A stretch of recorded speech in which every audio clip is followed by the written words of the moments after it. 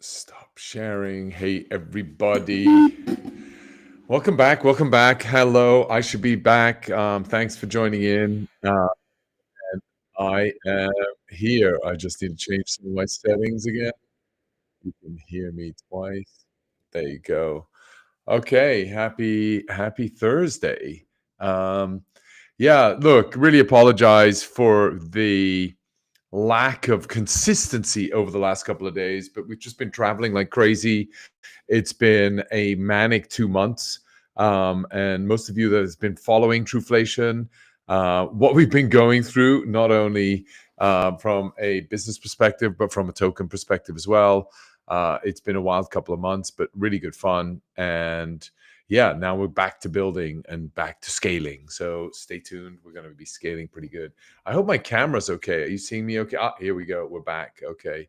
There was an error with my Logitech high def camera.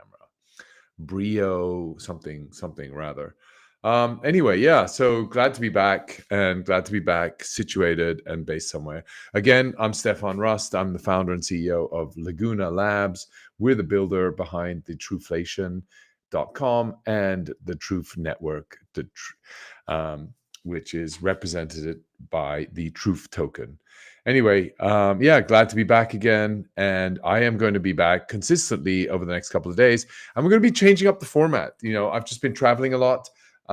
There was a lot of changes happening in the world. We just had an amazing election, huge participation, lots of activity, a very clear desire for change. And that change is going to ripple out throughout the rest of the world. We saw it lead with what was happening in Argentina, now in the US, and it's rippling throughout the rest of the world. You can feel it. The undercurrent is there. I've just been traveling a lot.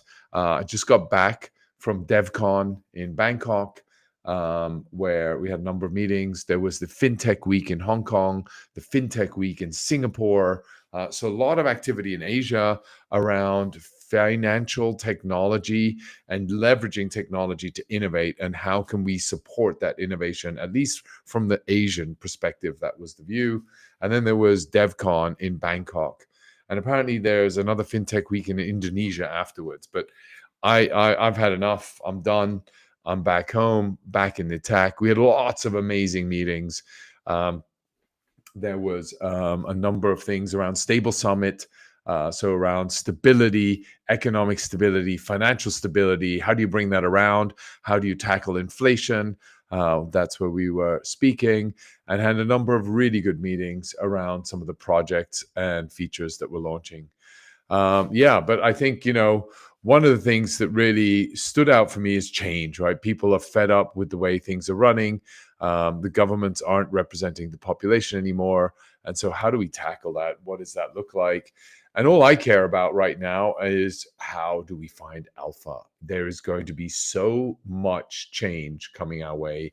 And whenever there's change, there's opportunity. And what do we need to do to grasp that? And what I want to do going forward is go into more detail in terms of how that change is coming about, what that means, and what we can do to take proactive measures to benefit from that change and come out on top of that change.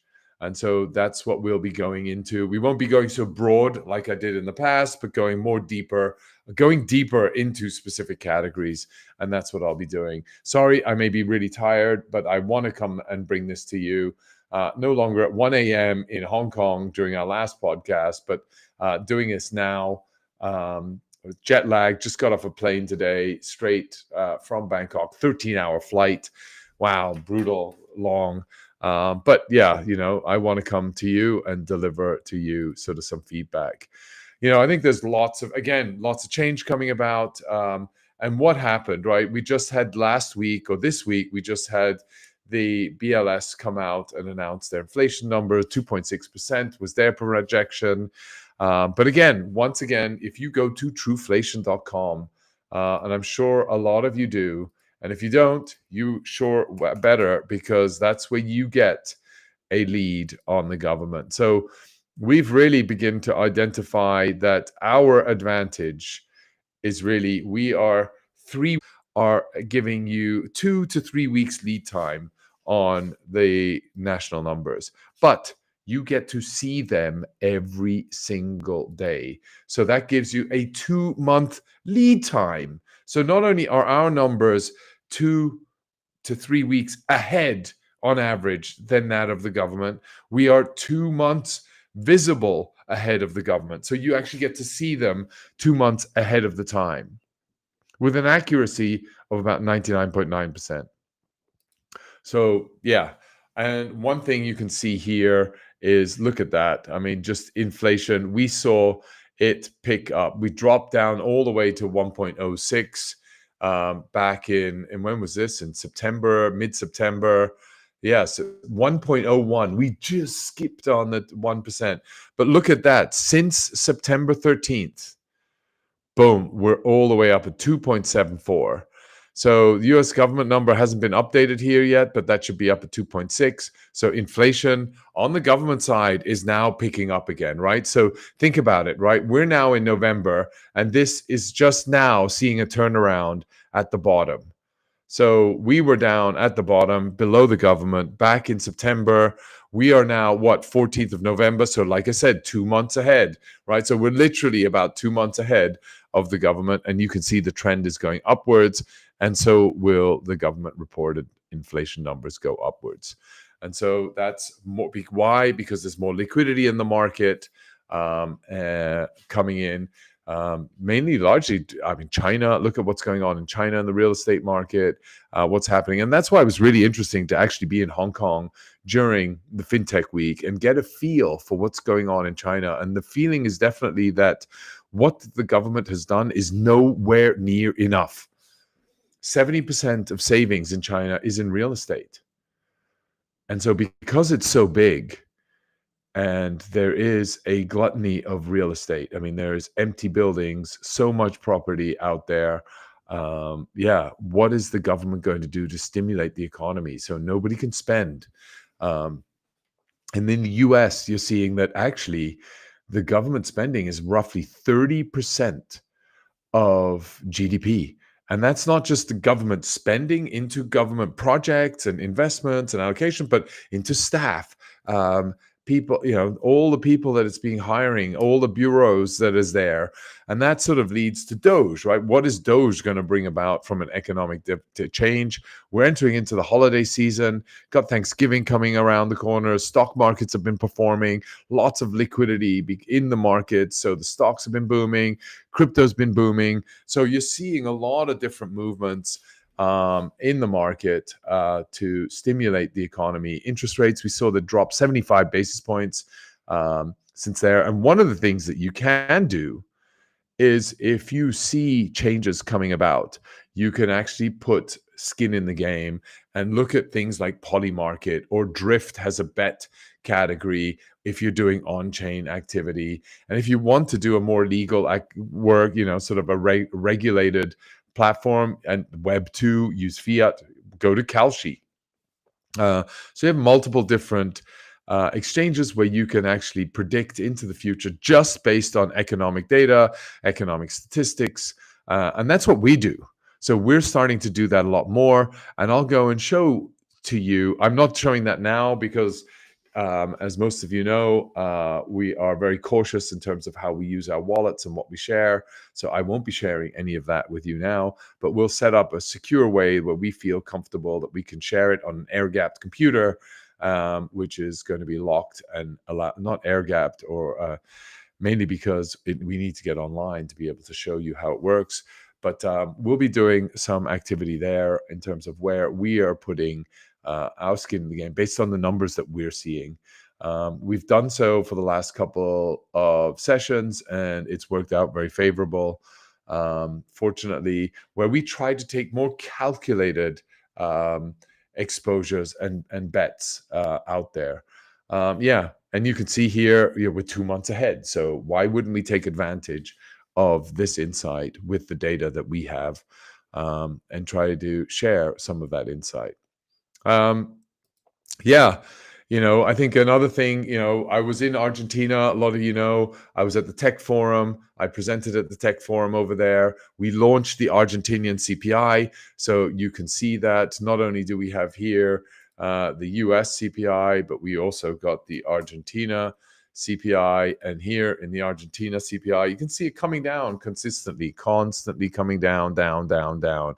Ever since Milei took over, it's coming down. And that was reflected in a report that was put together by the Associated Press, which is a mainstream media news feed. But yeah, it drops to 2.7%. Remember, this 2.7% is month on month. So this is 2.7% this month over last month. In the US, we're reporting 2.7 year on year. So it's still a way to come down if we're looking at month on month changes. But yeah, it's an amazing feat. Within the course of about 10 months, what Milei has done to bring down inflation in an economy that has been rampant with inflation, and cutting departments, right? So the Department of Government Efficiency is in fullest swing, and you can see the fullest impact of that in Argentina. So really great to see, super motivating. And the Tech Forum, where we were speaking at, and I had the fortunate opportunity to be the opening speaker right before Milei came on stage. That event is happening again in April 2025. If you have a chance to be in Argentina, Buenos Aires, go and sign up for the Tech Forum. I'm sure they'll be in a slightly bigger venue next time. It was packed, it was full, and it was well attended, and lots of amazing speakers and really good substantive content and quality meeting times in a market that is bound to flourish and boom as well. And I think you're going to see a lot of interesting partnerships and transpire out of the markets and what's going on in the US with Argentina and other markets. And what is that going to look like? Ultimately, you're going to see new relationships. You're going to see the emergence of Bitcoin as a stronger currency, as an alternative currency.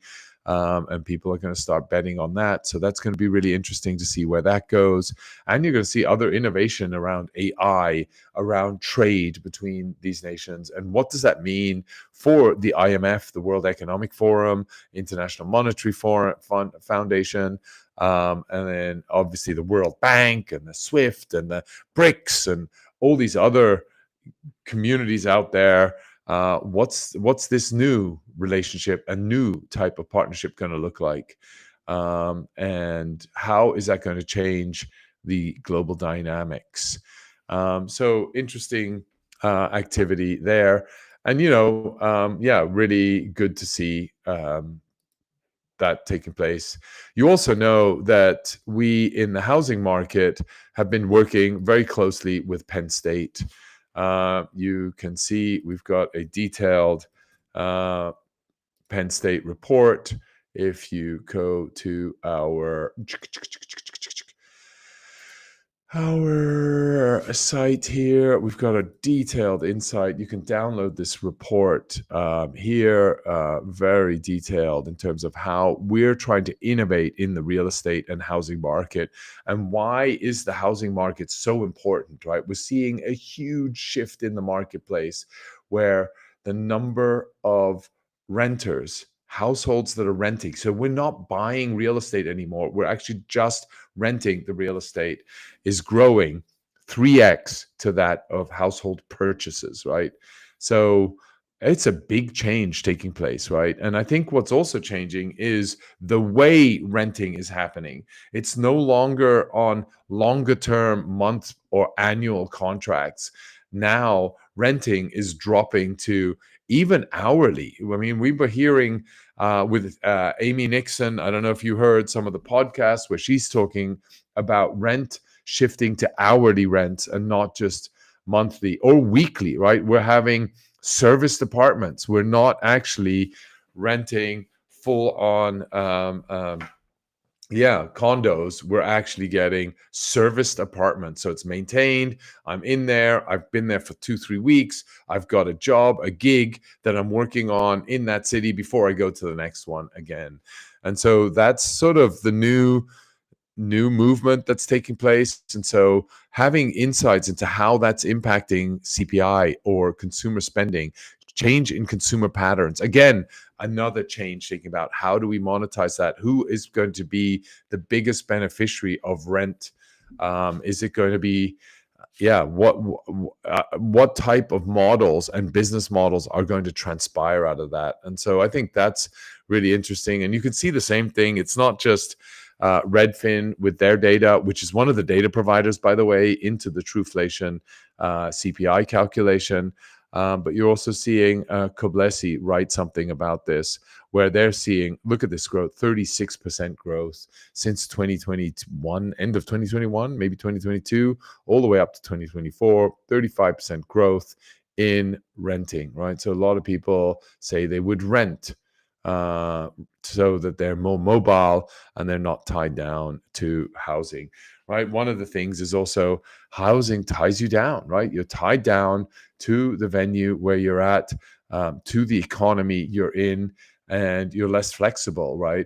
The other thing that was really amazing throughout all this travels, I met a lot of people from Europe. There's a huge brain drain in Europe. I mean, a lot of people from the UK all moving to Dubai or to the US or to Lisbon, right? And you're seeing lots of Germans also equally moving to Asia, right? Also, Asia, Thailand is booming. The cost of living there is so much lower, and all the talent is beginning to move there. So, where is the innovation going to happen, and how is that going to change global dynamics? Yeah, so that's all interesting movements and activity as well. So, I think Europe's really going to struggle, and the only thing that you see that Europe is really benefiting from is big luxury brands. I mean, that was the only thing. So if you're into Gucci, if you're into Ferragamo, into Louis Vuitton, then Europe is the place to invest, and those are the companies to invest in. Richemont. There was another group that I didn't know about. Richemont. Anybody hear of Richemont Group? Richemont Group is pretty big in the luxury brands. You know, they own a lot of watches. I think Cartier is one of their brands and a couple of other ones. So yeah, just they seem to be a lot of French, Italian brands. Hugo Boss, I guess, is a German brand. And then, you know, some of the UK brands, Superdry, H&M, another Swedish brand. So things like that in fast fashion and fashion and brands seem to be doing pretty well. Yeah, so that was sort of really it. You know, I think one of the things that, of course, announced, which really speaks to us at Truflation and what we've been trying to do with the calculation around consumer pricing index, has been the Department of Government Efficiency. You can see here they now have a Twitter account. Yeah, and so what they want to do is increase the efficiency in the government so that actually there's not so much bureaucracy in the way of everybody's work level and all the entrepreneurs and innovators, but instead we have faster movement and are allowed to innovate faster without the incumbency of lots of paperwork. And so one of the things, of course, we look at is this department, the Department of Federal Statistical System. So just here you see 13 different departments, and you see the chief statistician of the US. So not only do you have here these 13 different principal statistical agencies, as they're called, you also have 125 agencies and units that support these 13 principal statistical agencies. So it's, yeah, I mean, it's it's pretty amazing, right? So you have 100 federal, you know, sort of different programs. You have 24 statistical official major cabinets across this, and then, you know, 3 these three ones in blue are the statistical units, national animal health monitoring system. So we're monitoring the health of animals, microeconomic survey units, and then which I guess is Center of Behavioral Health and Statistical Quality. So you look at that, and then the ones in green are the 13 statistical departments. And then I don't know what the other offices are. But of course, you look at this, you have the chief statistician that sits in the middle. He has his own agency. And then they work with the Interagency Council of Statistical Policy, which is the ICSP over here. And then you have the SFCSM. What is that? The Federal, I don't know, something commerce, statistical management or something like that, right? So you have all of these here.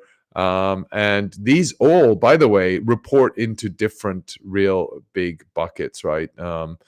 Anyway, so that's that, right? And the other thing is why, here you can read all up about it, and you get the graph here. You can read all of the details in here if you please. But what we are looking at more importantly is you look at the budget of this unit, right? So the Bureau of Labor and Statistics, this is the congressional budget justification for the BLS. And bear in mind, Truflation is a minuscule team of very highly intellectually stimulated and motivated individuals that are really growing this. Our budget is a fraction of what this is, and in terms of building out what we can do. But if you look, we've gone through this document, and I'll go into this in much more detail at a later time, very specifically. But here you can see for 2024, they have an $800 million budget. We don't even operate with 8 million. So we are a tenth of what they do, and they do it manually. We track 100 million items. They track 10,000. They track 80,000 items. We track from 100 plus different sources. They go out manually, and we do it in real time. They go out manually, do it monthly. So look at that. And they have 2,200 full-time employees helping them organize this. We are full-time, about 20 employees, and then engineers. If we add those on there, we're a bit scalar. So in terms of generating efficiencies, we do it automated, full-time, real-time, transparent, on the blockchain, leveraging new rails with independent participants contributing and maintaining the data and the calculation based on the methodology that is submitted and transparent for everybody to see. And we definitely don't need $102 million of taxpayers' money. That's nearly $1 trillion in spend for the Bureau of Labor and Statistics, managed by 2,300 people nearly. Anyway, so just to give you a perspective of how and what kind of efficiency can be driven into this game, and not just spending all the money and going to big conferences and having big PhDs constantly talking about it and getting it wrong all the time. Whereas we're actually posting it real time. Anybody can contribute, can add new data feeds into the system. At the moment, we're still getting it whitelisted.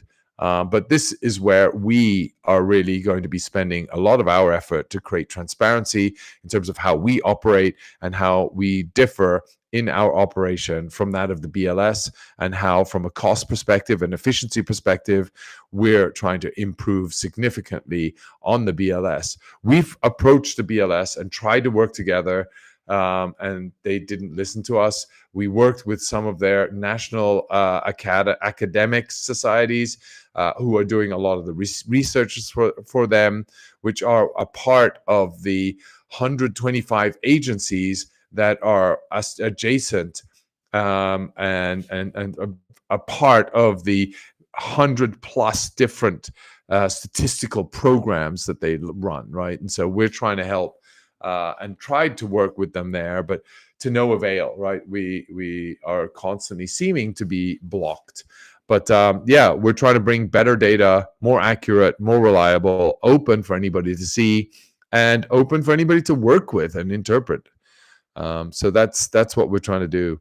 Anyway, that's the section around what's going on a macro level, a bit higher. Now going into some of the things that we're seeing at Truflation. And most of you know a lot of what we've been doing at Truflation is on the blockchain, right? So we leverage the blockchain as the means to store the data. A lot of the index calculations are stored in SQL-based smart contracts. So SQL is a software programming language used for databases.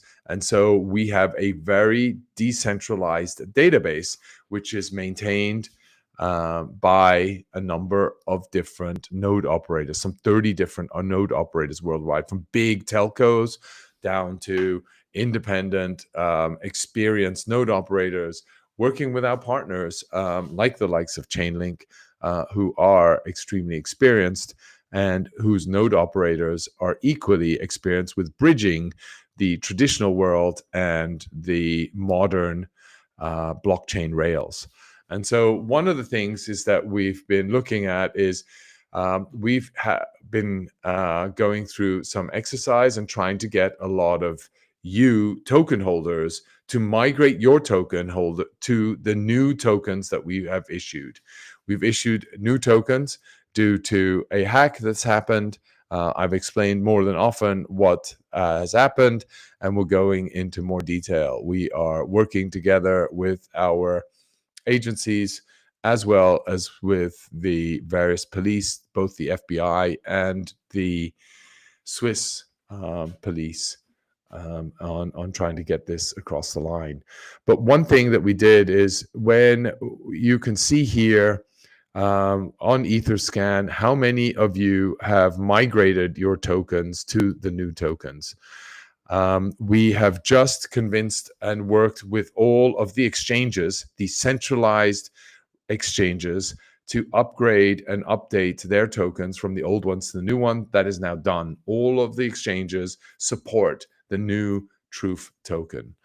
Some of the exchanges have already opened up the deposits and withdrawals of those tokens. So you can use those tokens to interact with the Truflation blockchain and then be able to access the data sets on that chain. So that is now live, but we still only have 20% of you have migrated your tokens. You need to migrate your tokens now. Get across, migrate it across.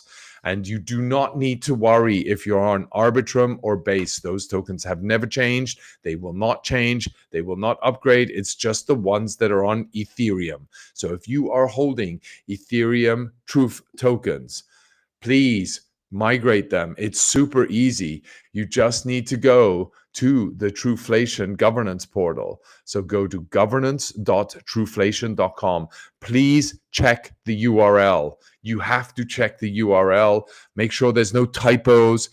Go to truflation.com homepage and link through to governance. You have a tab right here. You go to governance and you just click the governance. It takes you to this page. And here you have everything you need to find. You connect your wallet.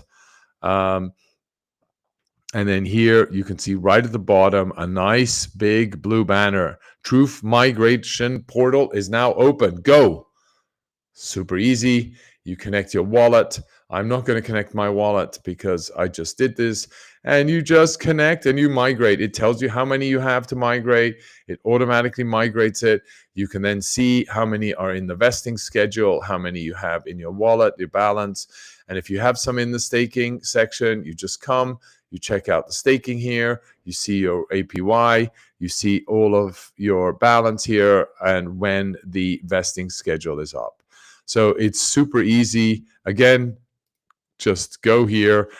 We need to get you up to 50, 60, 100% of migration, and look forward to hoping to get you across to that. So yeah, on Arbitrum, no problem. You don't need to worry about it. And on Base Scan, you don't need to worry about it. But if you're on Ethereum, please migrate across. Check all the details here. If you have any questions, ping us. You have a nice chat bot here. You can ping us over here. Easily pop up, send us a message. We'll respond. You can go onto Telegram. You can go onto Twitter. And you can go on to Discord. Discord is more for the technical, the more developer oriented. But that's how we're trying to help, and hope that helps. Yeah, lastly, sort of that's sort of more on up front. We've been really busy. We've launched something's going wrong. Whoa, something's counting down. I don't know what's that noise. Oh, there you go, down. Okay, no noise, no more distraction. Yeah, so we launched the GameFi index this week. I don't know if you've seen that. Check it out. We broke it down into 2 separate categories. You can see that on Truflation. You just go here, GameFi. So here you can see GameFi. We had amazing meetings with a lot of exchanges. You can see the constituents. It's broken down into 2 constituents. You should see the breakdown of games and platform. Yeah, so it's a bit basic. You can actually see in the methodology all the docs. So here you get much, and this is going through an update as well. You can see who is the GameFi index. So we broke it down into platform tokens: Immutable, Superverse, Beam, Ronin, Avalanche, and Polygon.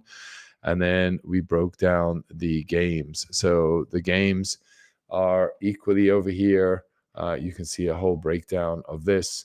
And how that's weighted. So those are all going to be much more documented on the page. So it'll be easier for you to see. Oops. If you click, again, I was just clicking on the GameFi. You click the methodology page and you can see how the methodology works, how it was broken down, and how it was calculated.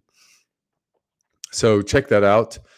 Give us your comments. Let us know if we've taken all the right games into account, what you think of these platforms, why we don't have Avalanche in there. We do, because they just launched a big game on there. Pixels, Ronin, and you can see the weighting in the methodology. We have all of this. I don't know why it's not on the site yet, but the team is working hard to get you a fact sheet where you can then see the more detailed breakdown of everything. You can see how we weighted. There are different ratios. We added TON on there as well. So TON is included in there. Different ratios in terms of how we weighted each of the different platforms. Spreadsheet's much nicer than this. I love spreadsheets, so hopefully you can bear with me. But anyway, that we will get up to date, and we'll go deeper into this. I will go and just do a whole session around the indexes and why we chose these games and those games in there. And then I'll bring our analyst who did all of this and bring on his insights. And then you can grill us specifically around this index. It's such a good index, and we're trying to bring more and more. Why? You're interested in GameFi. You see it moving. There's so many. How do I find the right ones? How do I find a way to invest into this momentum? And you're seeing more and more people wanting to come into crypto, don't know how, what companies to invest in. These are all new asset classes. And what is the beauty around an index? An index on the blockchain, once the index engineers have identified it, we can launch the index in a day's time. You can have it up there live. You don't need to go through a year's worth of lawyers and accountants and regulators to get permission to get this listed, and then get permission from the different exchanges so it gets listed.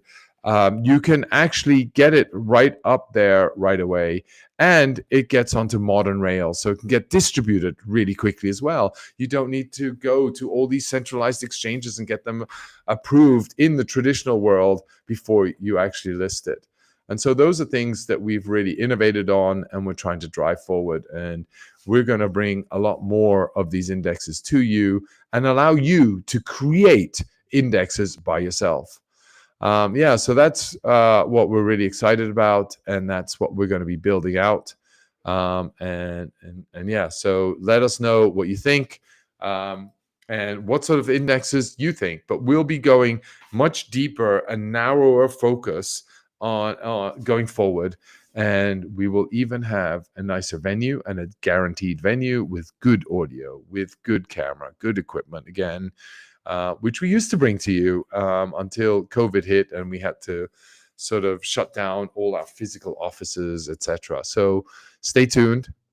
We will be bringing you more insights, going deeper into a lot of interesting innovations. And if you sign up to index.fun on Telegram or on Twitter, you can see some of the ideas that you are already sharing with us, and we're trying to figure out how we can convert these into interesting indexes so that they become tradable and you can identify alpha in this age of change. We are entering into a huge age of change. We call it the golden age, and we've got a huge article, and we'll talk about that in specific over the next weeks as well. We've got a big article and insights into what does that mean. Why do we think we're going to enter into a golden age? Um, and why this is the greatest time to be alive, and why we are so super excited, and why we stay up so late to continuously try to bring you new insights, new alpha, and new opportunities. And so we will continue to do so, and we will bring to you as much as we can, as often as we can. Anyway, hope you enjoyed that. If you have any questions, please continue to bring that to us in the show, either live on here. You can reach me. The best channel to reach out to is on YouTube. Sign up to YouTube, follow us on YouTube, give me the comments on YouTube, and then I can pick it up from there. I know a lot of you love watching this on Spaces on X. So we were going to build out the X, and we're going to identify new channels to bring this out onto, and see and how we can bring these out onto different channels that you are using and you want to see this on. Yeah, so have a great weekend. We will be bringing to you more, deeper, and narrower focus. And I'm sure you will like that because there's so much, and we go so deep into some of the topics that I actually want to go deeper into the topics with you, and love to get your more specific feedback and bring to you some of the experts that we work with on some of these detailed indexes, topics that we bring out, and around bigger announcements. So have a great weekend. Thank you, everybody, for your patience. Again, apologies for not coming on during the past weeks, but I'm sure you're happy about that, because what have we been doing? We've been working and building and trying to get back on track where we deserve to be. And I know you are all still remaining super supportive. You know, the big thing around all of this trip and meeting with everybody has been is welcome to the blockchain world. And we are here, we are mature, we have matured darn fast, and happy to see you next Tuesday. I'll be here on time in our new studio. So stay tuned. I'm excited about that. Bye for now.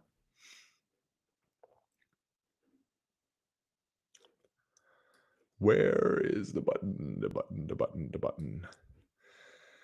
So many tabs, guys. But have a happy weekend. Thanks, everybody. Bye for now.